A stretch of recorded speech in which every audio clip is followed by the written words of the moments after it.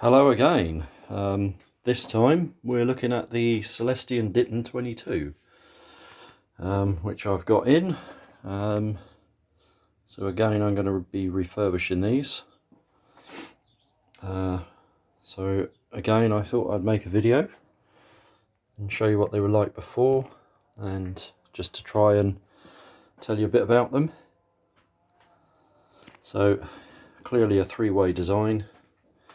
A tweeter at the top, a mid-range and a woofer. So let's have a quick measure. So that's 4" and 7. So they're not in very good shape at all. They're pretty beaten up. The veneer is coming off. It's a chipboard frame or box with a veneer on it, so I've got a lot of work to do with these. Yeah, I'm going to be taking off the loose bits, probably put some epoxy filler on these, sand them back completely. Front baffle looks pretty good. Again, I'd imagine that's a veneer and that is chipboard again. Yeah, I'm not going to re-veneer them, so I'm either going to fill them, sand them and spray them, or I might vinyl wrap them. I've had some reasonably good results with doing that, and I'm also finding that that wrap is removing some of the cabinet ringing, so that might be a good idea.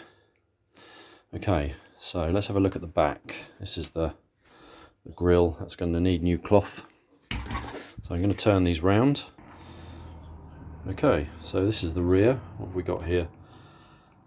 Doesn't tell you much. Impedance 4 to 8 ohms. Well, yeah, but that's about it.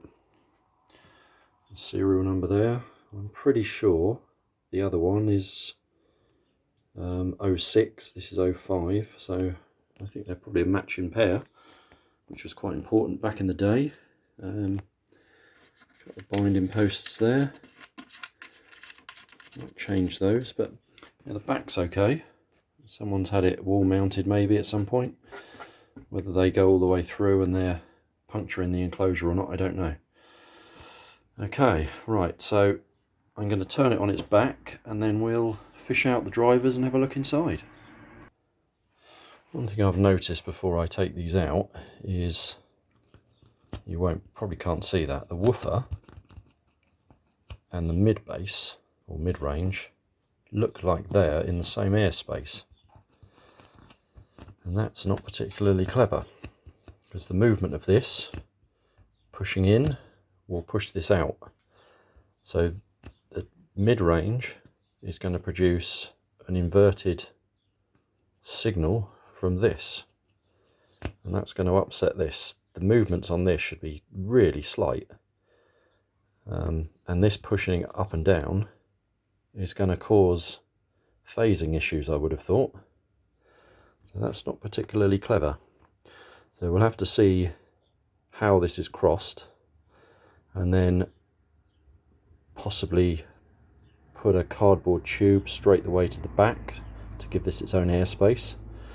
That's obviously going to shrink the volume of the enclosure for the woofer, which might be an issue, but it will probably just make it a little less efficient, and that might not be too bad.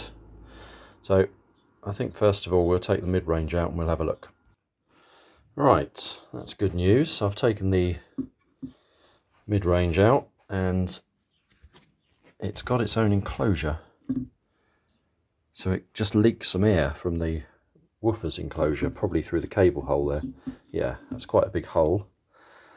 And the cable's coming through it small, so it needs to be sealed, but we can seal the whole thing up. And we've got a lot of foam in there. That's nice to see. So here is the mid-range. Let's have a look. It looks like a CAF driver. Possibly is. 4 ohms. Okay. Right, let's take out the woofer. Okay, woofer's out now. So as you can see, it's paper cone, so it's a treated paper cone. 4 ohms again. Push fit connections, nasty. We'll get rid of those and we'll solder straight to the drivers. These look pretty corroded and they're loose, so yeah, we don't want to see that. And this teeny tiny cable, I think we'll be replacing that as well. So yeah, thankfully the mid-range has its own cabinet, but you can see there where it's leaking. It looks like it should be sealed with some, looks like wax, but that's failed. Yeah, a lot of foam in there. I've just pulled out this really large part on top of the crossover, so pretty good. Right, there's the crossover. Looks pretty complex. Again, push fit connections. I don't like them, so we'll get a shot of that. So we're going to test all the components on that and rebuild the crossover. Looks like we've got a couple of air core inductors, which are very nice to see. There's an iron core inductor, that's probably on the woofer, so I'm not worried about that. An air cored version of that would be big, and on the woofer circuit with the longer wavelengths, I'm not worried about that. The caps, that looks a bit messy. Yep, and that, okay, a couple there as well. Possibly electrolytics, don't know.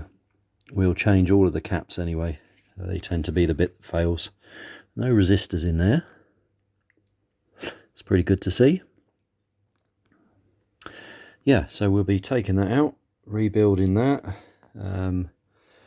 repairing the cabinet. This, maybe it's not veneered. Yes, it is. At least the front part is.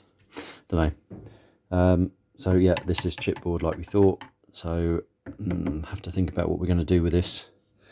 Again, I'm getting some good results with wrapping these, so that might be the idea. Just epoxy fill the chips and things, and then give it a good clean and wrap it.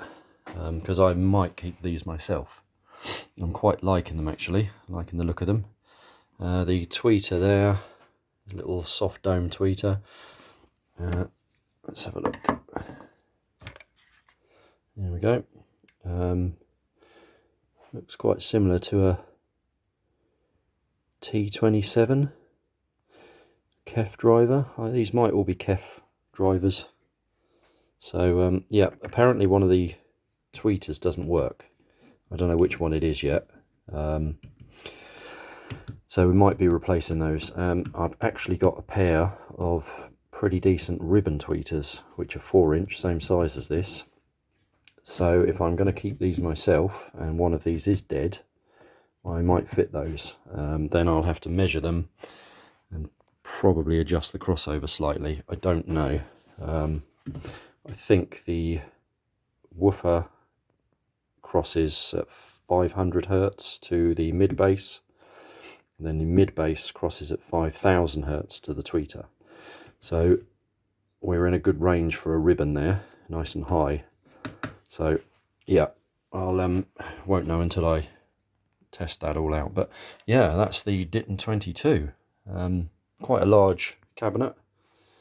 One thing I don't like is both speakers have the same front baffle design. So we've got a woofer here, and then offset to the left is the mid-range and the tweeter, and it's the same on the other speaker.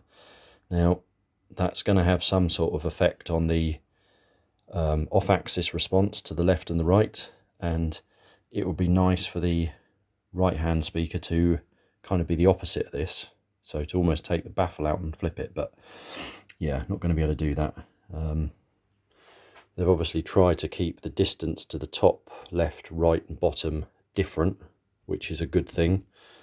It stops a lot of baffle gain, reflections off the front, they're different. So yeah, that's a good thing. But there we go. So I'm going to restore this one as well, and once complete, I'll make a video on it. I'm probably going to start doing a sort of part-way through video as well. So things like the crossover boards being rebuilt, and maybe when I wrap them and that sort of thing, and then a final video where we'll test them up and have a listen. So yeah, hope that's interesting. I've got a few other speakers coming up, so I will keep making videos, and hopefully some of you will find this fairly interesting. I did a video earlier on the Rogers LS6As that I've got in. Quite liking those. I've dismantled the crossover and measured the components. You can probably see them standing up on there. So I'm going to recap that. The inductors are all good. The caps are actually really good, but I'm going to replace them. So yeah, there we are. Incidentally, that's the crossover schematic for the LS6As. And I'll draw one up for this as well. So yeah, hope that's of interest, and catch up with you soon.